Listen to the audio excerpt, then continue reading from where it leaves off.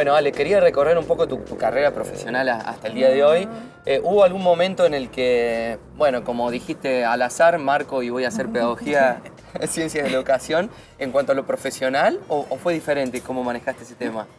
¿De qué voy a laburar? Sí. Y en realidad, mira, cuando estaba ya terminando la carrera, me enteré que estaban haciendo unas entrevistas en la Municipalidad de Córdoba, en el área de desarrollo humano, para contratar maestros alfabetizadores, o sea, que enseñaran a leer y escribir. Y fui, hice esa entrevista, llevé mi currículum, estaba haciendo todavía mi trabajo final, que mi trabajo final de licenciatura era sobre alfabetización. Entonces, bueno, quedé, fue como mi primer trabajo así. Y en realidad fue una experiencia que a mí me marcó mucho, porque tenía que ver, unía un poco lo social con la educación. Sí. ¿Por qué? Porque la alfabetización era con tercera edad, no era en escuelas, sino que, fíjate vos, cuando en realidad en la recuperación de la democracia, 83, 84, 85, a nivel de lo que sucedía en la Municipalidad de Córdoba, hubo varios proyectos, pero hubo dos proyectos sociales muy fuertes en realidad. Uno tenía que ver con la creación del sistema educativo municipal, con las escuelas municipales. Se crearon 37, 38 escuelas que todavía existen, que en pocos lugares del país hay un sistema educativo municipal. Y también hubo otro proyecto que tiene menos instituciones, pero que también es muy importante, que tuvo que ver con pensar la participación de los viejos, de los ancianos, de la tercera edad en la sociedad. Hasta el momento prácticamente ese tema no estaba en la agenda de la política. Y bueno, en función de lo que estaba sucediendo, me parece que era una idea que se trae de España.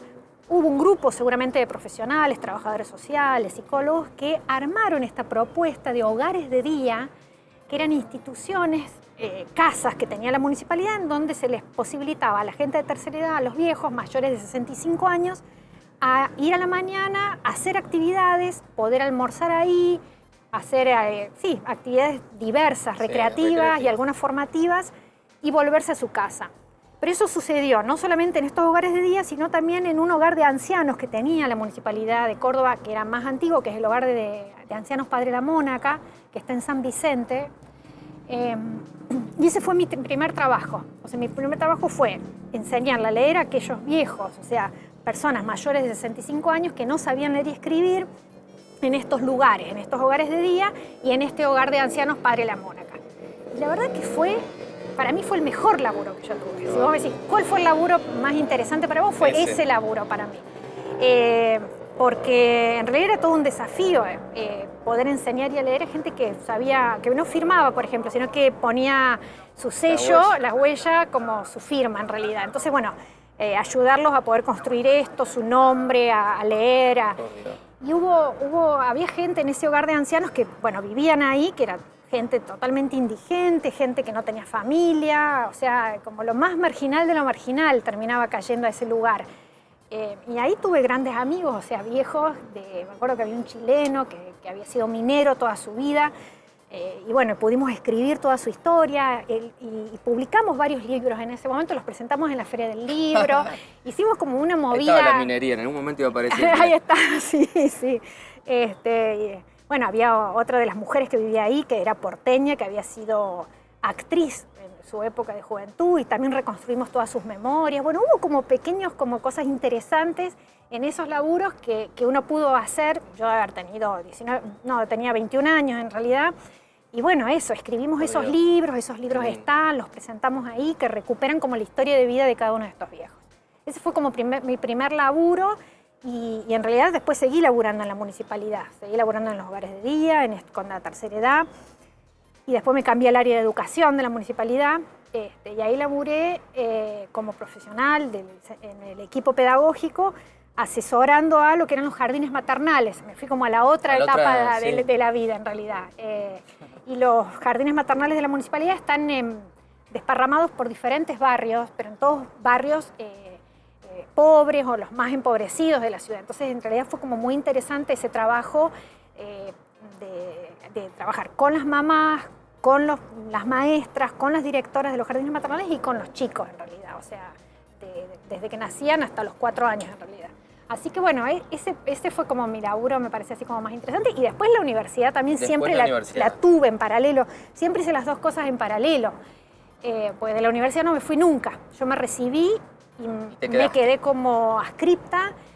Y ahí ya vino un concurso, mi primer concurso como jefe de trabajos prácticos. Estuve como 20 años como jefe de trabajos prácticos hasta que se hizo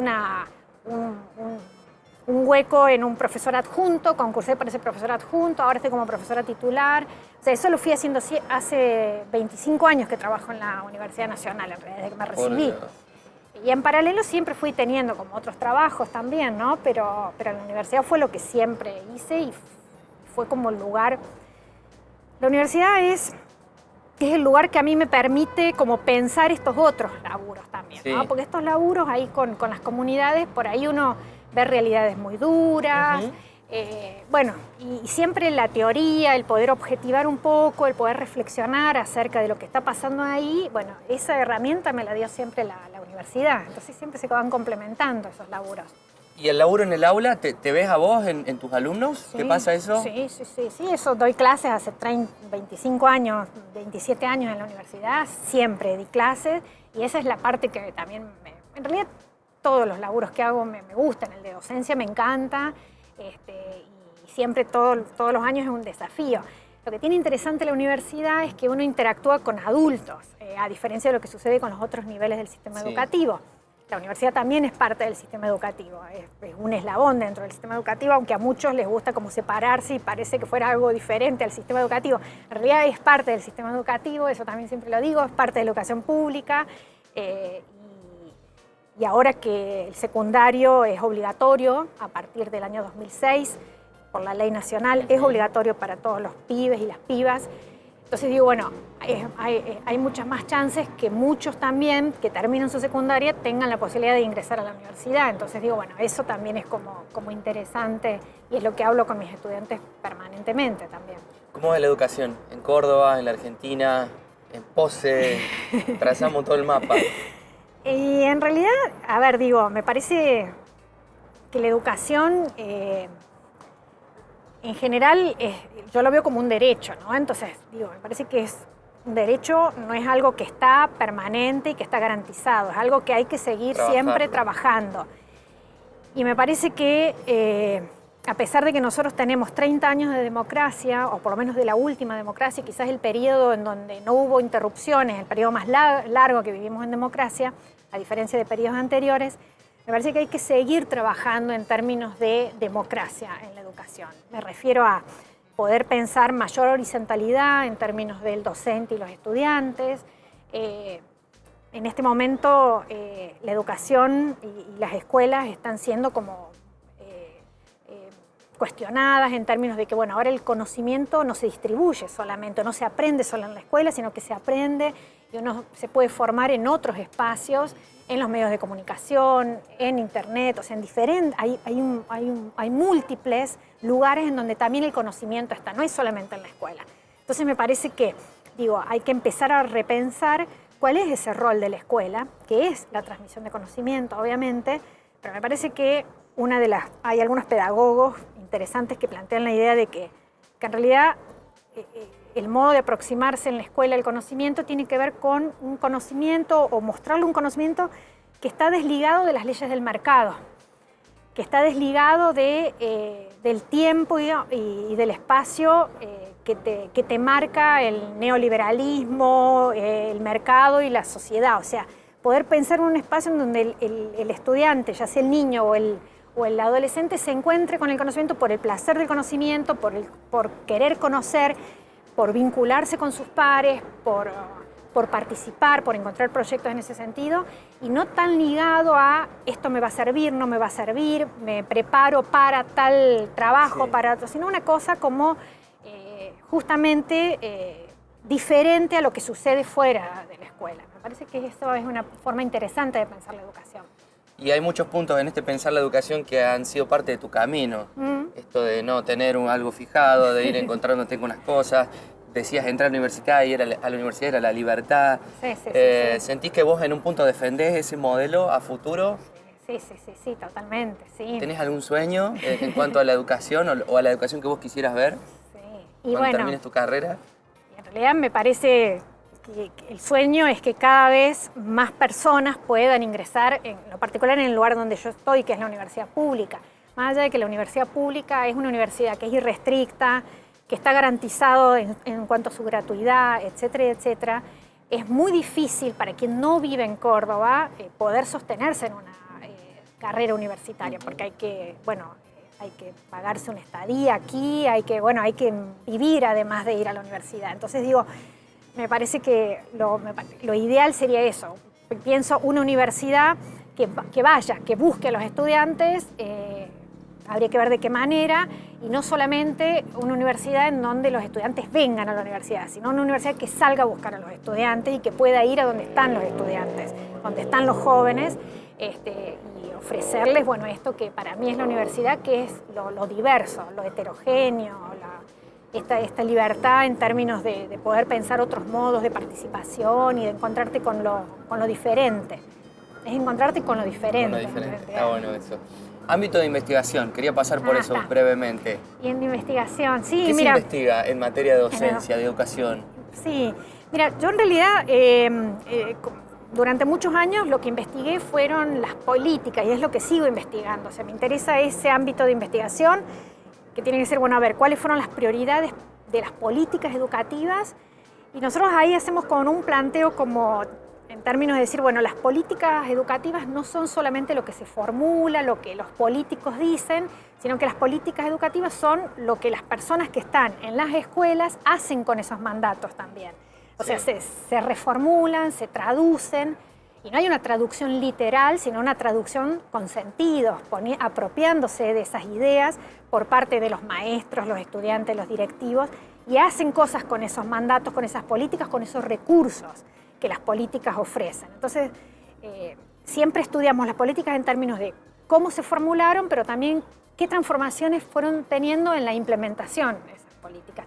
Y en esa implementación, de qué manera se resisten algunas políticas, porque nosotros hemos tenido en estos últimos años políticas democráticas, políticas más autoritarias, políticas que amplían los derechos, políticas, a pesar de que estamos en democracia, que cercenan derechos, o políticas que aumentan el presupuesto en educación, o políticas que reducen el presupuesto en educación, y sin embargo estamos todo eso dentro del periodo democrático. Entonces digo, eso es como interesante poder analizar con los estudiantes, que en realidad dentro de un periodo que uno puede decir la democracia, bueno, también conviven diferentes aristas en términos de direccionalidades de la educación.